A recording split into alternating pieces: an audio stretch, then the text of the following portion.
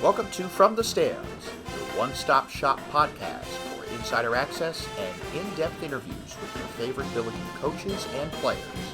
Be sure to follow the show on Twitter at Billiken Podcast for the latest news on future episodes.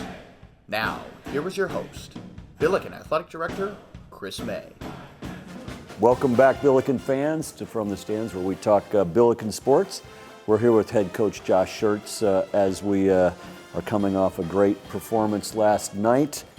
Teams 10-1. Here we are, December 18th.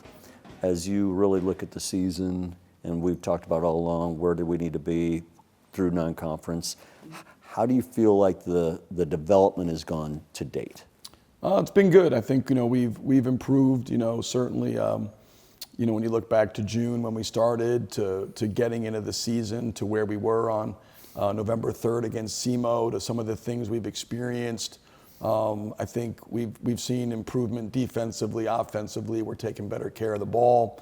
Our shot discernment is better. I think we're more connected defensively.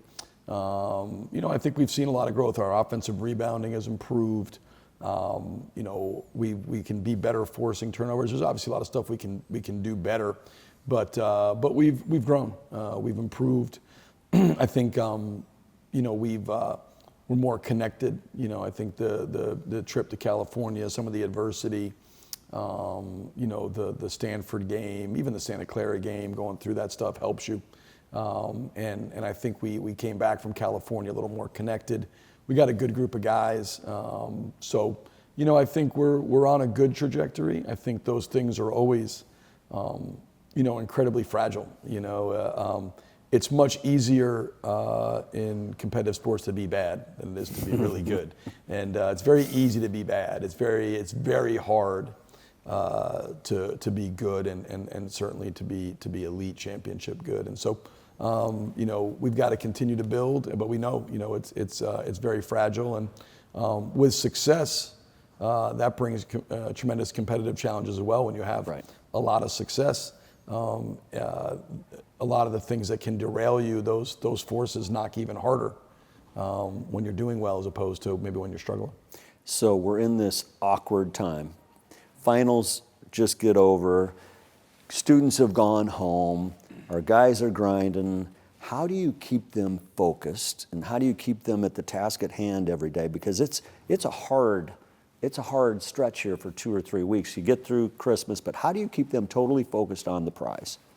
Really hard. I mean, I think, we always talk about, organizational bedrocks and, things that we kind of emphasize on a daily basis. And, one of those is to be where your feet are. Yeah. We talk a lot about being present, being present in competition, being present in terms of the competitive challenge at hand, practice. Being where your feet are is the best place to be in terms of, it's so easy to go on break early, to put your mind on, Sunday afternoon at the New Hampshire game, I'm going to be with my family and I can't wait for that. And it takes you away from, what you need to do that particular day so we can go out and prepare well to go out and play great against New Hampshire on Sunday and go into break, feeling good. And I think, we really try to be dialed into that with our guys. And there's all the stuff, the stacking of days, the growing and learning through every experience. Like, we have things programmatically that we really believe in and that we think, kind of are the solutions or transcend the circumstances. And so it is a tough time. This time where even when we get back, it's still a hard time. Like, it's just us. There's nobody here. It makes it challenging, but guys don't have the structure of class, which I think in some ways can be beneficial, but also challenging. Yep. We don't have something to wake up for in the morning, and so guys are maybe a little more inclined to stay up later, wake up later, not be as energetic so you have to really be on it, and that's why the really good teams are uncommon. They all do uncommon things. Yep. It's like I said, it's easy to be bad. It's incredibly hard to be elite, and a big part of that is uncommon in your maturity, uncommon in your ability to be present every single day and try to really tackle the competitive challenge in front of you, whether that's a practice or a game. The group seems to come together for games. They've had some wonderful performances, a couple of them that you weren't. It appeared from where I was sitting you weren't thrilled into a couple timeouts. Yeah. Is it true that the other team's really trying to win also? Yeah, it's amazing that people, you're not out competing against yourself. It's we always say, the enemy has a say, right? I mean, the enemy always has a say. There's other teams with the same amount of scholarships and coaches paid a lot of money to win games, and everybody's trying to do the same things, and we all have the same stuff. We all practice and scout and lift with our strength coach and have a lot of the same amenities and infrastructure and things. And so, it's funny because I think, even I got asked last night, about the second half. We gave up 31 points versus only giving up, I think, 22 in the first half or something. And, it's like, it's you're not going to be at your best all the time. Right. It's impossible. It's actually elusive for teams to be at their best. It is so hard to capture that. Right. It's more rare to be at your best than it is to be at something less. And so you're not just going to be, and you're definitely not going to be there perpetually. And the opponent is doing things to derail your best and to make things hard on you or to stress test you in different ways. And so, I think that's always, it's just like any human being, no one's at their best all the time. On good teams, there's always somebody to pick you up when you're down. On good teams, you're not dependent upon, one person doesn't have to carry the load. And that's the thing I've told these guys, and I think has been good, is like, no one has to feel that. Not Robbie, not Trey, not Amari, not Q, and nobody in the team. Dion, none of those guys should feel like, man, I have to. If I'm not at my best, we have no chance. Like that, they're very fortunate to be in a group where, man, there's a lot of guys where, if you're not at your best, we can lift you up and pick you up. And that's a really fortuitous place to be in as a player where, it takes some of the pressure off. Yeah. When man, I've got guys around me that I can really trust and believe in, and I have great teammates, and and they do. I think it's on the good teams I've been around, when they're together as a group, they give each other energy. You can just see, and you can see it when you come together and film with this group or practice. Like when they're around each other, individually their energy's fine, but together, their collective energy is a whole different deal. And the good teams, they're more energetic when they're around each other. And seasons, as much as, we all live and die with it, for players can be mundane. Right. They're long. It's a grind. It's a grind. I mean, we've been going since June 2nd. Our fans have just really been locked in since November 3rd. Right. We were 5 months in November 3rd. There's a lot of practice, a lot of film, a lot of travel, a lot of, and if you don't have a group that really enjoys each other, that gives each other energy, that generates their own energy, it's really hard to have a lot of success. And this group is certainly one when I'm around it, even in film today. They were whatever, kind of coming in. We didn't practice, but watch film, and they got in there, and all of a sudden they're cutting up, and energy level just skyrockets because they're together. And tonight they're going to go eat a meal together, no coaches, no phones, and that's always something we try to do on occasion. And it's great for them just to get away on their own as a group, and no coaches, no telephones, and just sit and spend time with each other. So you talk about guys helping elevate each other. Robbie, we've talked about it. His plus minus is amazing to me. Yep. And how he's making things happen, and his willingness to sacrifice, I believe, is an unbelievably great message about what he's all about and what this program's all about. But talk a little bit about that, because I find that amazing. One, how efficient he is, and two, his willingness to be a great teammate. It has been unbelievably impressive. Yeah, I think he's a guy that everybody plays better when he's on the floor. Like, there's just players that everybody around him plays better when he's on the floor. And there's just, I think I was looking at it on college basketball analytics, like we've been somewhat turnover prone. It's coming down, but when he's on the floor, I think we're second or third in the country in fewest turnovers. Oh, wow. And when he's not on the floor, in that time when he's on the floor, and when he's not, we're like 300. You know, I mean, just look at it from that one perspective. Right. And then you dive into, you know, deeper numbers with him. He's a guy, just everything works better on both ends of the floor when he's out there. He's such a smart player. He's you know, he competes. He understands what's going on.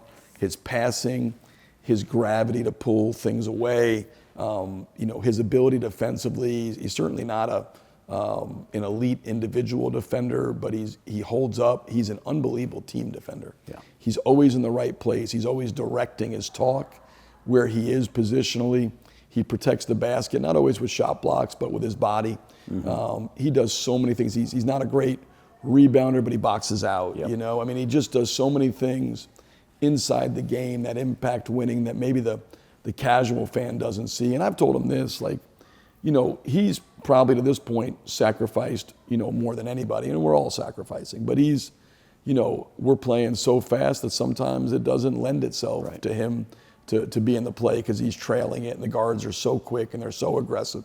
You know, we're trying to get, and I think we've gotten better at toggling between, you know, finding him some of those little pitchbacks in transition and flare screens, and also in the half court playing through him when the ball does settle. Because again, the reason we're second or third in the country in fewest turnovers when he's out there is because the guards trust him, they throw it to him, and he usually, almost always, is making the right decision. Gets it the right place. Yeah, he gets the ball to the right person, right time. You know, and so that's been terrific. And I think, you know, he's had to give up, you know, because of some of the margins. He hasn't played as many minutes. You know, he played 20 minutes last night. He played 18 minutes the game before against San Francisco just because of the way the game kind of unfolded. Not one time has he come to me and been like, hey, you know, why are we playing Jacks 15 minutes? You know, I could play an extra 10 last night and get, you know, instead of finishing with, you know, 8, 4, and 5, I could have had, you know, 14, 9, and 9, you know, and I need these numbers, I need this stuff. And when your best player has the level of team orientation that he does, when your best player sacrifices, there's no guy, like I met with a guy today and we were talking about sacrifice, and I said, look, we're all sacrificed. I said, but understand this, your sacrifice is so much less than his. Talking about Robbie. Right. And he's our best player. So you can't come in here and talk to me about sacrifice. Right. When he's given up more than anybody for the group, and you know, like, you're actually right. Yeah, it was a pretty. Yeah, you're right. And when your best player sets that tone, when he has the level of team orientation that he does, Robbie really cares about winning. Winning is important to him. He does things inside the game that don't get box score validation. But, and I tell him this, like, I don't take it for granted because I know there's so many. It's hard to find. Yeah, so many players that would say, hey, look, you know, I'm the preseason player of the year. I need more minutes. I need more shots. My usage rate is down. My shot percentage in terms of is down. I want those things to be higher. I need that for he's a 1 in a million in a lot of ways, you know, in terms of, you know, the decisions he's made and staying and coming to St. Louis and all the stuff. But that's, to me, probably the most impressive aspect of who he is that his level of team orientation, how much he gives of himself to the group, is beyond, and it sets such a great tone for every other guy to say, hey, you know what, he's bought in, I'm coming in too. Totally. Unbelievably impressive from my perspective. One basketball question. Everybody likes to talk about our offense, but our defense is getting after it and getting us going the other way. How much has that been the result of the offense? How much has that set up the result? Well, I think basketball is probably more than, you know, I don't know every other sport great, but I would think maybe more than any sport that I'm aware of, your basketball's tied together. Like, when you're bad offensively, it's hard to be good defensively because you're always in transition. On your heels. Yeah, well, you're always missing a shot, so you're having to get back in trans, or you're turning it over, or you're taking a bad shot, or you're missing a layup. All those things really trigger defensive transition, right? And so it's really hard to be good defensively if you're terrible offensively.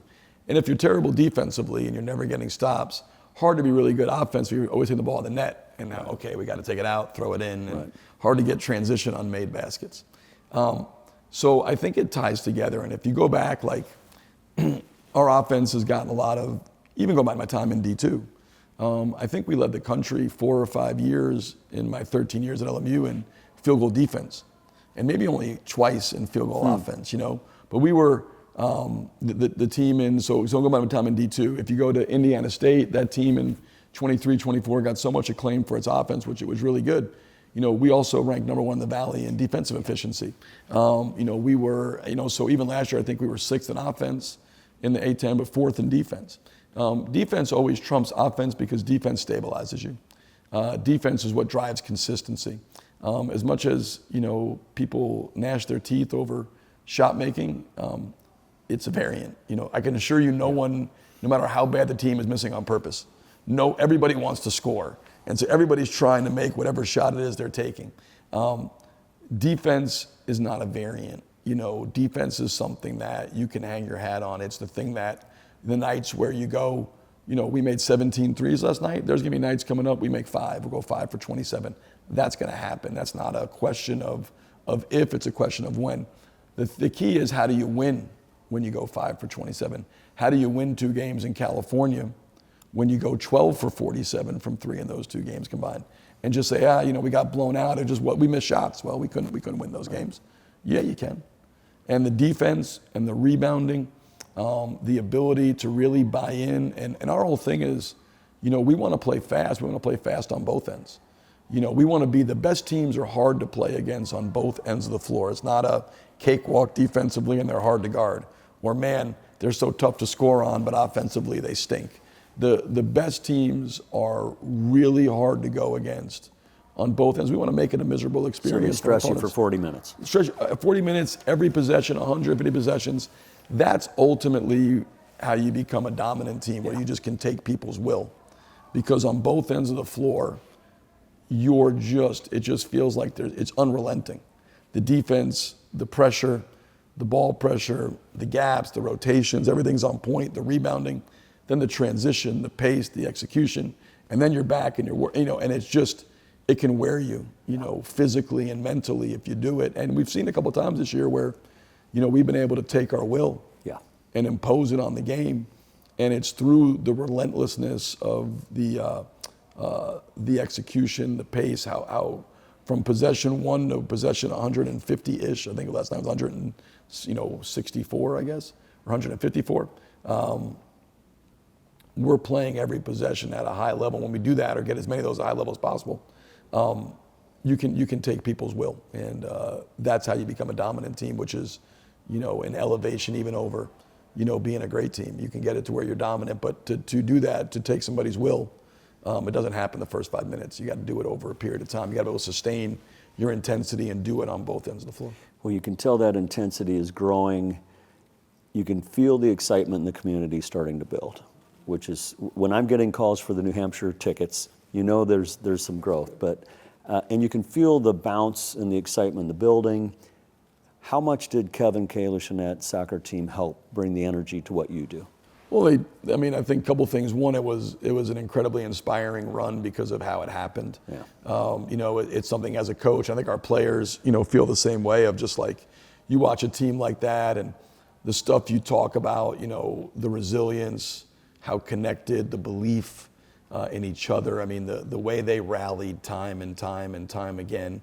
It was so much fun to watch, and I, they're down, 2-0 to Akron. Akron's got a penalty kick, and you're like, yeah, we're going to figure a way out. And they do. They save it, and they do. And we're down 2-0 to a great NC State team, and you're like, man, we're going to figure this out.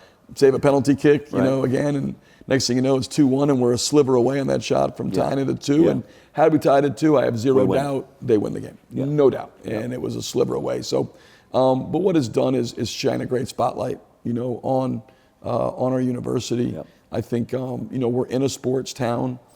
That's one of the things that makes St. Louis special. I think it's a town that appreciates sports. There's not every town's wired like that. And certainly, what they've done has certainly generated buzz. It's from a media to the community, and deservedly so. So, I think when you're good, it raises it for everybody. And what Kevin and his team did this year, what Katie and her girls have done year in and year out, It's created a great standard for our whole department. And certainly we want to, we've got a long way to go to accomplish the things that those programs have. But that's certainly a great model for us to emulate and follow. And so I feel it, as you said. I mean, the crowds, numbers or whatever, but the energy in the building's been it's great. Coming. It's coming. And I know the numbers are coming, but the energy has been really good. Like that San Francisco game, they made a difference. And that's where I think fans, everybody says, well, what is it? We can watch a game at home. I'll tell you this, like when the fans are there and they're engaged, you put the wind at the back of the home team. And that's what our fans did against San Francisco. I've seen it happen at a couple different places I've been at where, we start off and we build, and you got to earn it. Fans don't just come in and say, hey, you do. Right. You have your diehards that are there no matter what. But for the majority of fans, it's like you got to show us that this is something worth coming to. Right. And I think we're building that equity, hopefully. And but that's what it does. It puts the wind at your back when you have the fans and they're engaged the way they've been. And I really think the San Francisco game, they made a huge difference in terms of the outcome of that game. I'm not sure that we win that game without their effort to help pull us through. Well, it's an exciting moment in Billiken basketball. Congratulations, but now it starts to get really fun. Yeah, absolutely. No, there's a lot ahead of us. We've won 10 games. Don't think anybody would be happy if we finished 10-21. So not optimal. Not optimal, right? So we have a lot of work to do. But the thing is, everybody gets caught up in who's where and what the net is and who's ranked where and this projection. And the reality is the team that's going to win the Atlantic 10 is the team that gets better and does the best job of improving from now till March. Till the end, right? I mean, that's what's going to drive it. Because the reality is, if we are the best team in the A-10 on December 18th, and I hope we are, then the only way we're going to stay there is to come in and get to work and keep getting better, because you got 13 other teams that are chasing you like crazy. And if for some reason we're not the best team in the A-10 on December 18th, there's a team or teams ahead of us.